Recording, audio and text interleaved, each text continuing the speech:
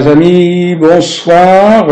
Comme vous le savez, je préfère 1000 fois passer un moment avec vous, partager des vidéos avec vous, que d'aller me promener dans Paris et profiter de cette ville extraordinaire, une ville de lumière la nuit, une ville de vie dans la journée, même la nuit aussi, remarque. Paris, ça vit 24 heures sur 24.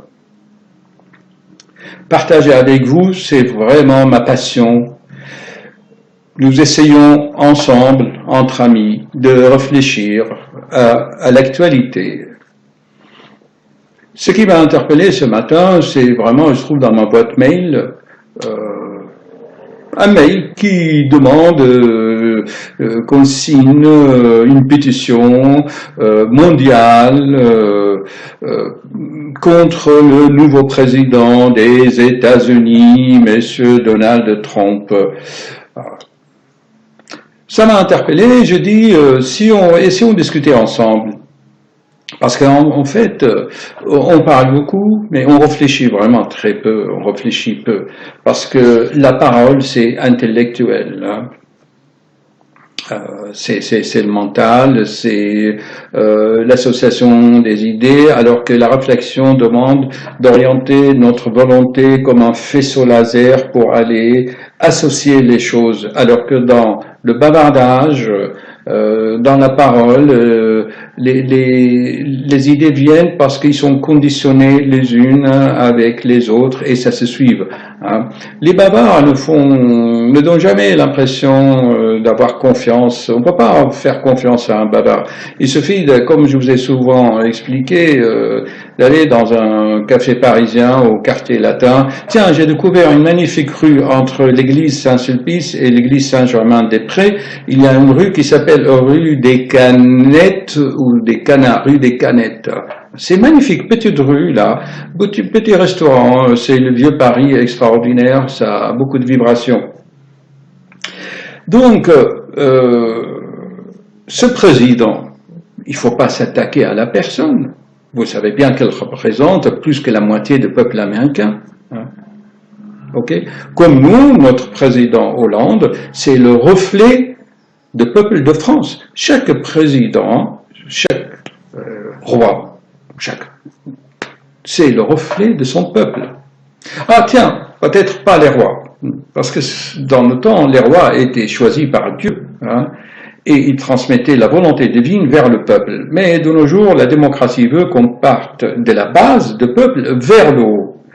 Je pense que si on réfléchit vraiment très profondément, que la démocratie telle qu'elle est pratiquée actuellement divise les gens et incite à la haine et à la peur. Alors la peur vient de deux côtés.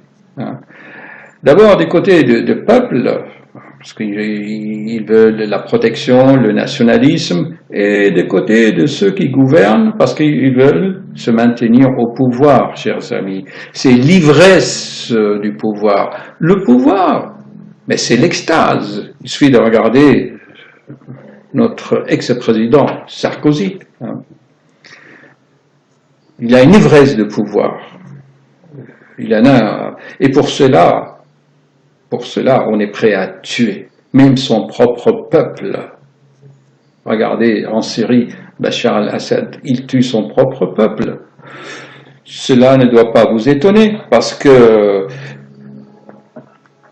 les rois de France, ils ont fait pareil. Souvenez-vous, moi j'adore l'histoire de France, parce que vraiment, il a une richesse extraordinaire.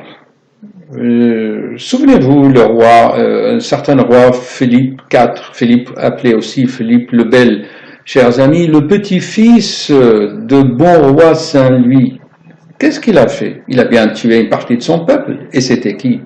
C'était les nobles chevaliers du Temple, les Templiers. Il les a massacrés, le fameuse nuit le vendredi 13. Je vais vous mettre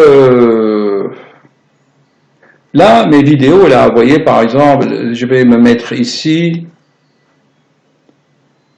je vais me mettre là, attendez, je vais décaler un peu ça, voilà, on va se mettre là. Voyez-vous, par exemple, dans la vidéo ici, là, elle est où, là? Dans la vidéo 44, là, vous voyez, là, hein, je parle déjà le secret de la domination du monde. C'est que pour dominer de deux côtés, soit les partis comme les partis nazis ou les autres, ou actuellement ça pilule à nouveau dans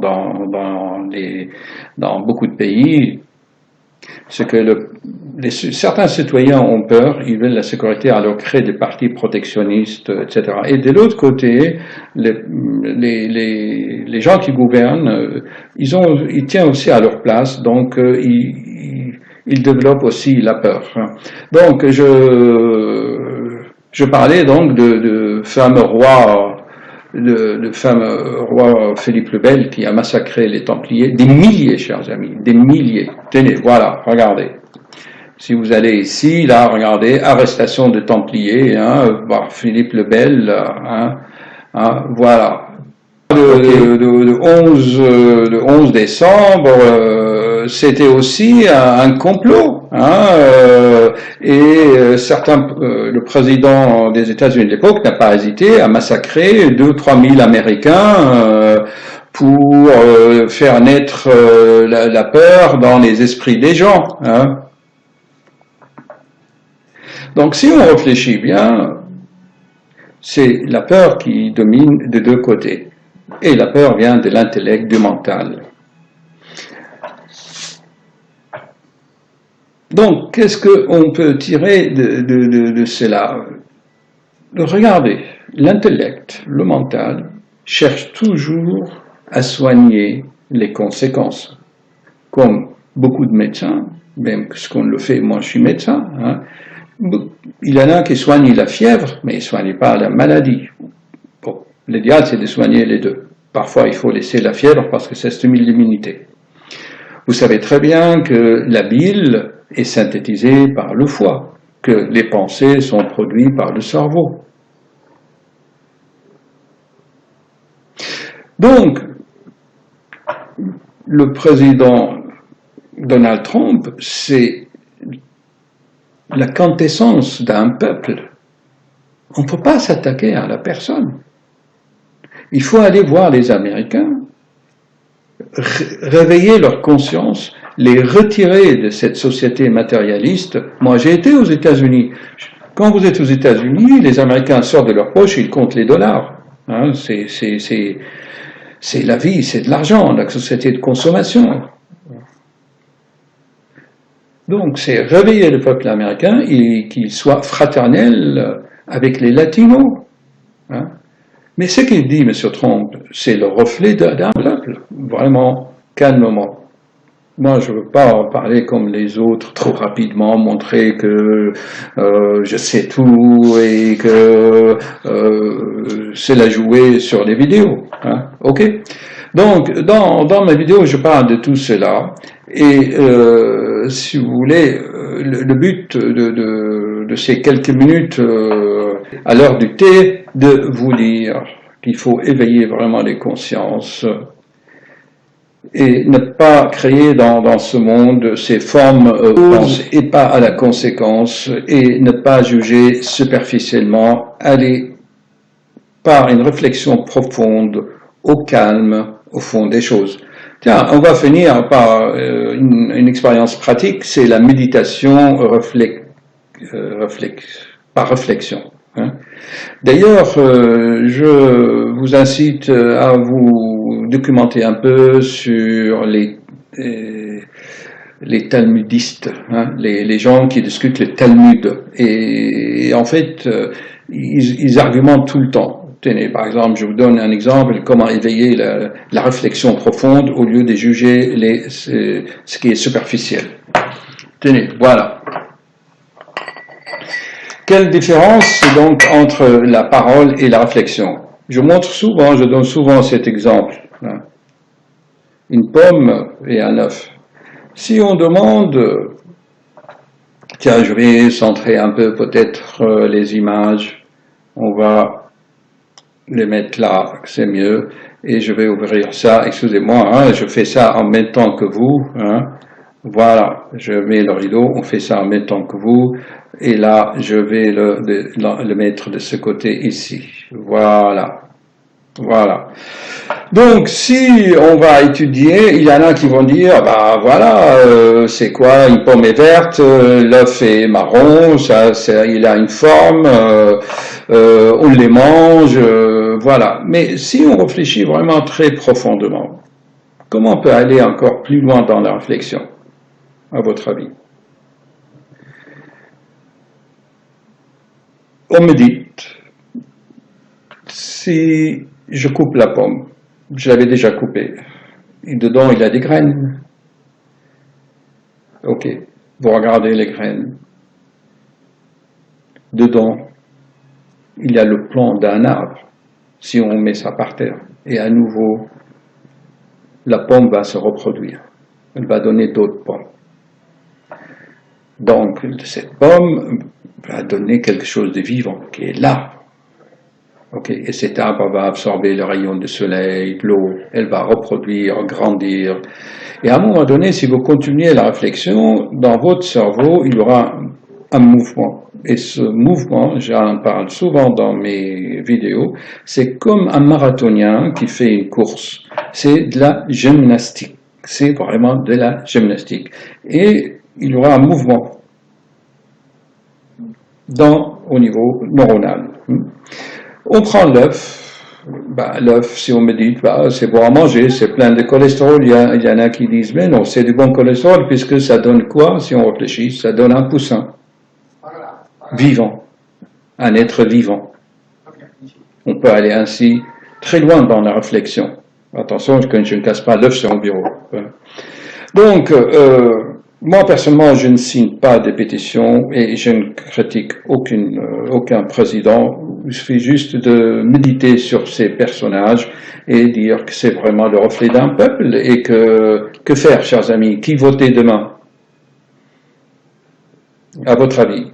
Réponse, que faire? Je laisse chacun libre, bien sûr. Et on sonne, les patients arrivent. Au revoir et bonne réflexion. J'enregistre à nouveau parce que tout à l'heure j'ai parlé et en fait ça n'enregistrait pas. En fait, vous savez, pour faire une vidéo, il faut beaucoup de concentration, rassembler ses idées. Cela fait presque tout l'après-midi que je prépare vraiment cette vidéo et penser quoi dire, comment réfléchir et franchement, mais d'autre part, c'est un plaisir extraordinaire. Vous voyez, là, il faut faire attention à tout, au cadrage, aux images, à sa propre personne pour que les images ne choquent pas, au cadre. C'est vraiment passionnant. Je vous conseille vraiment, enfin, je vous incite à faire vos propres créations. Moi, j'adore les couleurs. Voilà, il y en a qui mettent un fond blanc ou noir. Enfin, chacun est libre, n'est-ce pas? Heureusement. Hein. Donc, suite à ces réflexions à propos du président Donald Trump et à l'actualité mondiale, politique, il m'a semblé intéressant de vous présenter une conférence de message des Graal. Comme vous le savez, je le répète souvent, je ne fais pas de prosélytisme ni de la publicité. De toute façon, il n'en a pas besoin. De toute façon, on cherche pas. Et à ma qualité de médecin scientifique, ancien cardiologue réanimateur, ayant travaillé avec le SAMU de Paris et dans beaucoup de services de réanimation, à ma qualité d'ancien réanimateur où j'ai ressuscité, entre guillemets, hein, je suis pas un dieu, des gens qui ont fait un arrêt cardiaque, chers amis, un arrêt cardiaque. Je vous raconte toujours cette histoire de l'enfant de 6 mois que la maman m'a présenté sur le bureau. Là, docteur, mon bébé est mort, il a 6 mois, faites quelque chose. Je l'ai réanimé, je l'avais intubé, mis sous machine. Donc, j'ai bataillé avec la vie et la mort, hein, avec mes chers citoyens en France, aux États-Unis, en Allemagne et un peu partout dans le monde. Donc, pour éveiller les consciences, pour développer cette réflexion profonde, pour que les gens aient confiance d'abord en eux-mêmes et dans la vie, Je pense qu'il est vraiment opportun et intéressant d'approfondir sa connaissance.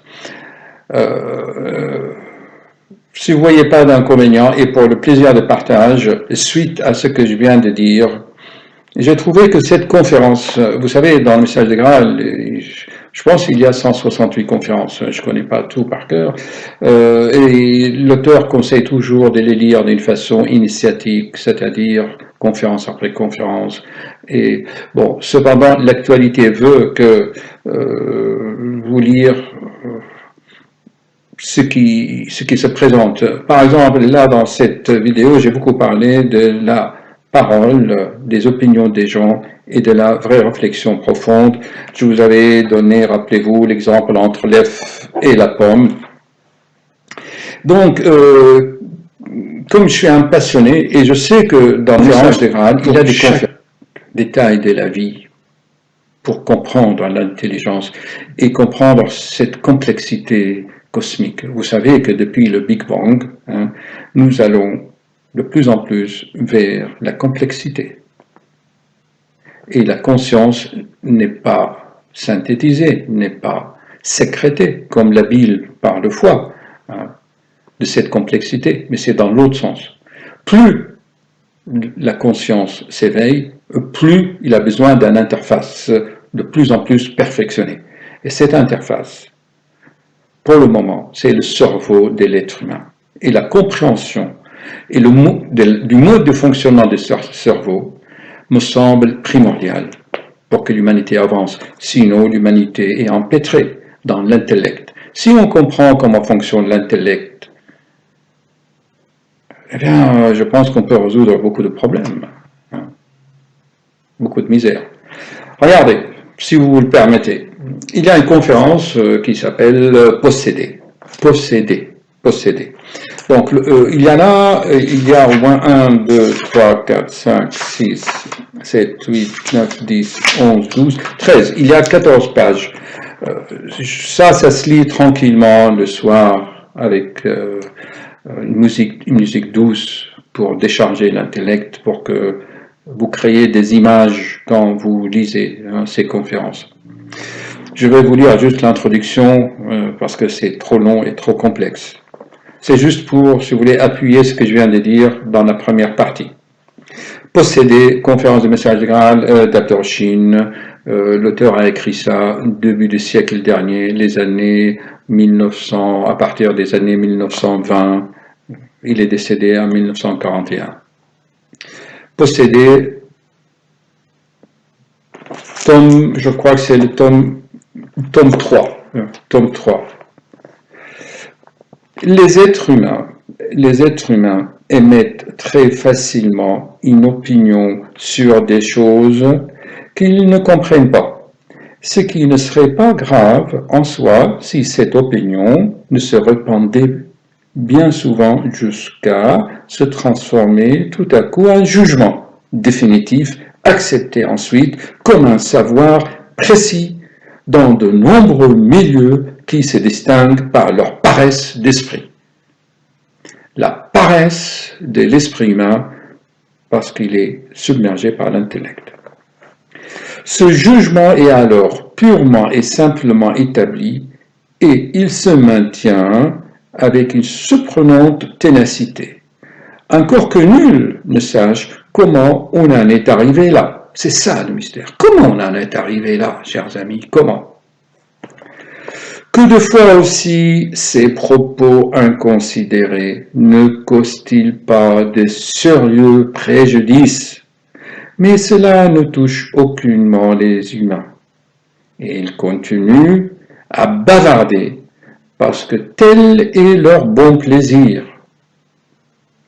Ils bavardent sans cesse par entêtement, par obstination, par insouciance, par réflexion, pour se distraire et souvent même par besoin de trouver un auditoire. Ou encore de propos délibérés et par méchanceté. Une mauvaise intention est pratiquement toujours à la base de ces bavardages. En fait, on ne rencontre que rarement des gens qui ne s'adonnent à cette habitude pernicieuse que pour le plaisir de bavarder. L'épidémie qu'est le besoin de parler, résulte elle aussi uniquement de la domination dévastatrice de l'intellect. Or, parler beaucoup étouffe la faculté intuitive plus pure qui, elle, exige un recueillement intérieur plus profond. Ce n'est pas sans raison qu'on ne fait pas confiance, c'est pas par raison qu'on ne fait pas confiance à un bavard, même s'il est inoffensif, mais qu'on ne fait confiance qu'à celui qui sait se taire. Le sentiment de retenue instinctive éprouvé devant les bavards est tellement significatif que chacun devrait y être attentif afin d'en tirer des enseignements pour ses propres relations avec son prochain. Tiens, je vais noter ça pour mettre, si vous voulez, dans le mot-clé développement personnel, hein, pourquoi pas, développement personnel et relationnel. C'est de la psychologie, hein, c'est technique de communication, de coaching. Donc, je répète, ce n'est pas sans raison qu'on ne fait pas confiance à un bavard, même s'il est inoffensif, mais qu'on ne fait confiance qu'à celui qui sait se taire. Le sentiment de retenue instinctive éprouvé devant les bavards est tellement significatif que chacun devrait y être attentif afin d'en tirer des enseignements pour ses propres relations avec son prochain. Or, les bavards, au sens le plus vrai du terme, sont avant tout ceux qui ont la parole facile lorsqu'il s'agit de choses qu'ils ne comprennent pas. Ça, c'est clair. Rien de voir les patients qui viennent, hein, de voir. J'en ai vu un hier, il m'a saoulé de parole. D'ailleurs, ma secrétaire, elle a eu mal à la tête. Je vous assure, chers amis, on a eu 2 ou 3 patients. Ils nous ont saoulés de parole. Hein. Et c'est une parole, comme je l'ai expliqué dans la première partie de la vidéo, associative, conditionnée. Hein, une idée à moi entraîne l'autre. Hein, à moi entraîne l'autre. Hein. Et c'est vraiment... c'est fatigant, c'est épuisant. Or, les bavards, au sens le plus vrai des termes, sont avant tout ceux qui ont la parole facile lorsqu'il s'agit de choses qu'ils ne comprennent pas. Dans leur superficialité, ce sont des êtres nuisibles qui causent bien des malheurs et d'indicibles souffrances. Eh oui, souvent j'en parle dans mes vidéos. Hein. Prenons un cas parmi tant d'autres. On trouve très souvent dans les journaux des rapports sur ce que l'on nomme les apparitions des fantômes survenant brusquement dans des maisons où de tels faits s'étaient jamais produits lorsque des objets se déplacent dans ces maisons. Ça, c'est vrai, chers amis, il y en a de plus en plus, hein, et c'est démontré. Alors, des nouvelles de ce genre. Alors là, il continue dans cette conférence pendant 14 pages. Il va vous expliquer vraiment tout cela, le fonctionnement, comment l'esprit humain fonctionne. Hein. Ok. Donc, je ne veux pas vraiment vous lire le tout. Ça demande beaucoup de concentration. Je vous laisse faire votre propre quête. Chers amis, je suis heureux de passer ces moments avec vous. Hein. Vous voyez, je préfère là de discuter avec vous que d'aller me promener dans Paris et admirer le monument de Paris ou les théâtres de Paris ou la Folie Bergère ou le Lido, tout ce que vous voulez. Par contre, peut-être j'irai dans un café au quartier latin et mettre cela en pratique et voir comment les gens bavardent avec leurs cigarettes, avec leur shit et avec leur alcool. Voilà les coutumes et les cultures de ces sociétés occidentales ou surtout américaines aussi qui sont en plein déclin. J'ai beaucoup parlé du déclin. Et d'ailleurs, il y a beaucoup de livres. Vous tapez déclin des civilisations, il y a plein de livres, des dizaines de livres qui sortent chaque jour. Hein. Voilà, chers amis, dans le déclin, dans une vidéo, j'avais parlé que quand on est plus dans le survie, quand on est dans le confort, eh bien, on tente vers la débauche, comme je cite quelques exemples, le Dominique Strauss-Kahn, DSK. Donc le président de Fonds monétaire international, il était présidentiable, il allait devenir, heureusement qu'il, bon, qu'est-ce qu'il a fait, hein? Une fois qu'il est au sommet de sa gloire, il est allé embêter une femme de ménage dans un hôtel à New York.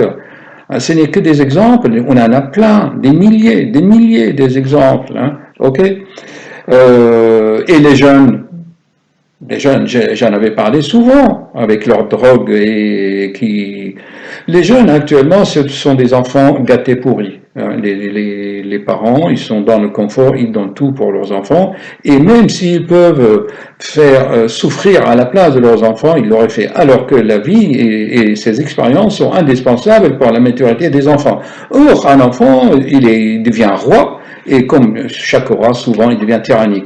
De nos jours, ce sont des enfants rois tyranniques, des narcissiques pervers, manipulateurs, pas tous, hein, bien sûr, pas tous. Et donc, qu'est-ce qu'il reste à faire? Sinon, ben, vous les voyez sur les rivages de la Seine, là, si vous allez de Pont Neuf jusqu'au Pont Saint-Michel, vous voyez voir à la pointe de l'île de la Cité à Paris, mais il y a des centaines de jeunes qui sont en train de boire, de fumer, et c'est vraiment la décadence. Enfin, il n'y a plus de moralité. Il y a une conférence qui s'appelle Immoralité, je pense que je vous l'avais lu. Voilà, chers amis, hein, la base des nouvelles civilisations, c'est une bonne moralité. Vous allez me dire, mais c'est quoi une bonne morale? Mais une moralité, c'est au fond de vous-même. Chacun sait ce qui est bon, ce qui est mauvais. Le mal et le bien, on n'a pas besoin de religion, de sectes, de philosophes, de maîtres, de spiritualistes pour le savoir. Au fond de chaque être humain, il le sait parfaitement s'il a tort ou si en faisant ce que, en assouvissant son désir, hein, s'il fait de la peine à l'autre ou non. Un enfant qui je veux dire, qui prend son plaisir en buvant, en fumant et tout, en même temps, il doit savoir qu'en le faisant, il inflige de la peine à sa mère. Si l'enfant a compris ça de lui-même, mais malheureusement, c'est l'esprit groupe, c'est l'âme groupe et la régression vers l'animalité. À réfléchir, chers amis, à réfléchir.